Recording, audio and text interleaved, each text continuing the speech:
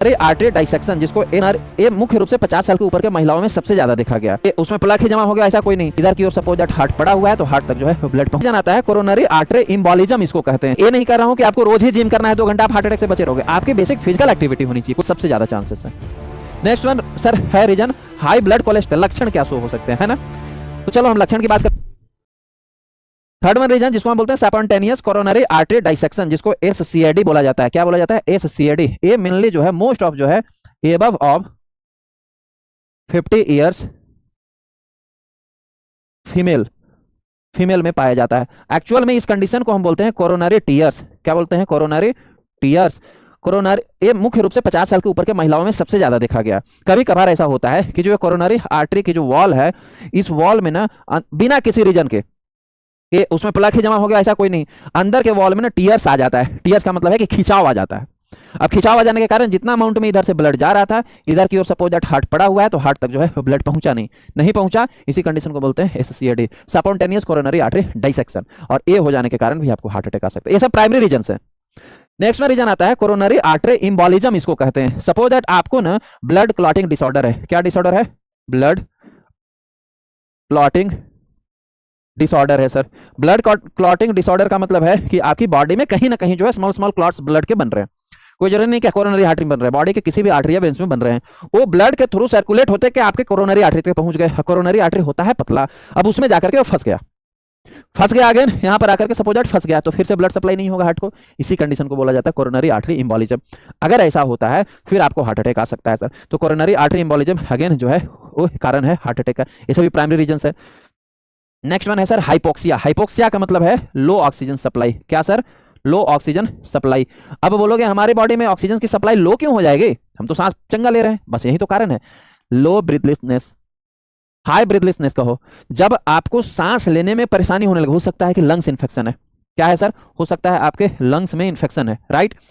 तो लंग्स में इन्फेक्शन है तो जितना रेट में आपको सांस लेना चाहिए उतना ले पाओगे? नहीं ले पाओगे। कोरोना में क्या हो रहा था? लंग्स में इन्फेक्शन हो रहा था, लंग्स कोलैप्स होने लग रहा था, ऑक्सीजन जा नहीं रही थी बॉडी में, हार्ट मरने लग रहा था। हार्ट मर गया तो हम मर गए, है ना? सांस लेने में परेशानी है, लंग्स में कोई इन्फेक्शन है जिसके कारण हमारे बॉडी में ऑक्सीजन की सप्लाई कम हो गई। ऑक्सीजन की सप्लाई कम हो गई तो अगेन कार्डियक मसल्स को भी सप्लाई कम हो जाएगा। कार्डियक मसल्स को सप्लाई कम हुआ अगेन आपका कार्डियक मसल डेथ होने लगेगा। तो सर हार्ट अटैक का सबसे पहला ये है प्राइमरी कारण, प्राइमरी रीजन। मैंने बोला दूसरा होते हैं कुछ एडिशनल रीजन भी। एडिशनल रीजन में जैसे सबसे फर्स्ट में रीजन जो है वो है एज फैक्टर। यदि आप सर 50 से एबव हो गए हैं, अब तो 50 भी मत मान के चलो, एबव ऑफ 45 ईयर्स यदि आपकी उम्र हो गई है तो आप मान के चलिए 45 से 55 साल की उम्र में अगर आप जी रहे हैं, चल रहे हैं, तो आपको हार्ट अटैक आने के खतरा है। It's a age factor, additional factor. आपको रूटीन चेकअप करवाना चाहिए कि हमें कोई हार्ट अटैक का खतरा तो नहीं है। क्या क्या होता है रूटीन चेकअप, अभी उस पर भी मैं बात करूंगा आपको, ठीक है सर। नेक्स्ट वन होता है फैमिली हिस्ट्री। फैमिली हिस्ट्री का मतलब है कि अभी रिसेंटली आपके फैमिली में किसी को जो है हार्ट अटैक आया है या 1-2 पीढ़ी में हार्ट अटैक आते आया है, तो maybe there is highly chances to get a heart attack to you. आपको भी हार्ट अटैक आने के हाईली चांसेस है, तो आप इसके लिए जो है रूटीन चेकअप करवाएं। थर्ड वन आता है सर आपकी लाइफ स्टाइल। सर आपकी ना तो एज हुई है, क्योंकि अभी हम लोग कई सारे देखे होंगे केसेस की नए यंग एकदम हेल्दी। अच्छा एक बहुत अच्छा हमको याद आया बात कि एकदम हेल्दी, ब्लंट हेल्दी पर्सन, खूब था, फुटबॉलर था या स्पोर्ट्समैन था, रोज एक्सरसाइज करता था, रोज जिम करता था, उसको हार्ट अटैक आया, मर गया। आप लोग बोलोगे उसमें सब कौन सा कारण था? उसका भी कारण है। उसका क्या रीजन है लेक्चर क्लास तक आपको पता चल जाएगा। एकदम उसको बताकर जाऊंगा और उसको आपको समझना ही पड़ेगा। हम और आप पर वो अप्लाई होता है कि हम समझते हैं अपने आपको कि हम हेल्दी हैं, चलिए उस पर भी बात करेंगे। लाइफ स्टाइल का मतलब है कि ना तो सर हमारी एज है ना तो हमारी फैमिली हिस्ट्री है, फिर भी मुझे हार्ट अटैक आ सकता है। कि उसके क्या कारण हो सकते हैं? उसके कारण ये हो सकते हैं कि यदि आप अनहेल्दी डाइट्स कंटेन करते हैं जिसमें कि जंक फूड ह्यूज अमाउंट में है, लिपिड कंटेंट ह्यूज अमाउंट में है, oily and fried contents huge amount में आप खाते हैं, ये होता है अनहेल्दी फूड, फिर आपको हार्ट अटैक आने का खतरा है। आपकी लाइफ स्टाइल इसके लिए जिम्मेवार है कि आपको बर्गर खाने के ज्यादा शौक है, फिर तो आप अपने आप को हार्ट अटैक की ओर ले जा रहे हो।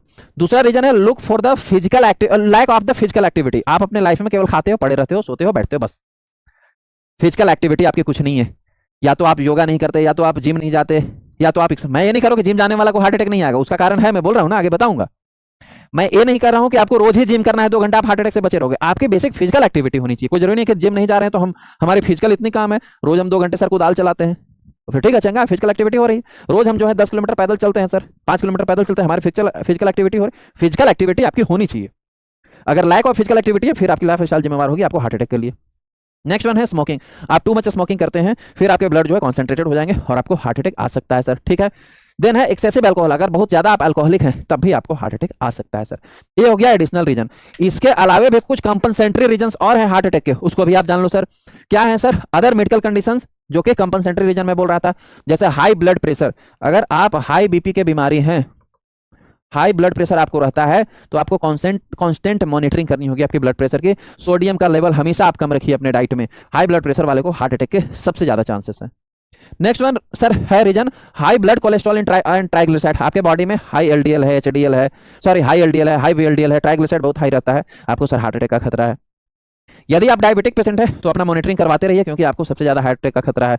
ओबेसिटी, आप बहुत मोटे हैं, मोटेपन का शिकार हैं, मैंने बोला ना, लैक ऑफ फिजिकल एक्टिविटी, खा रहे हैं सो रहे हैं बस, यही काम है, तो फिर ओबेसिटी हो जाएगी, मोटापा हो जाएगा, फिर आपको हार्ट अटैक आ सकता है।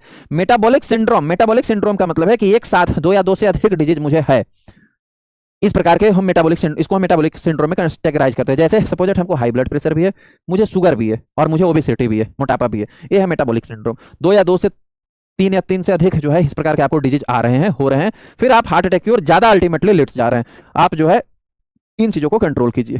तो ये मुख्य रूप से है सर हार्ट अटैक के कारण। अब आपको कारण तो समझ में आ गया कि क्या क्या चल रहा है, हमको तो समझ में आ गया सर हार्ट अटैक होता क्या, कैसे हो सकता है, उसके कारण क्या है वो भी हमें समझ में आ गया। अब सर हमें जल्दी से बता दो कि हार्ट अटैक को हम डायग्नोस कैसे कर सकते हैं, मतलब डायग्नोसिस इसका क्या होगा। अब डायग्नोसिस के भी सर 2 पैरामीटर होंगे, सॉरी डायग्नोसिस से पहले यहाँ सिम्टम्स लिखा हुआ है सर। हार्ट अटैक के क्या हमको सिम्टम्स शो हो सकते हैं, लक्षण क्या शो हो सकते हैं, है ना।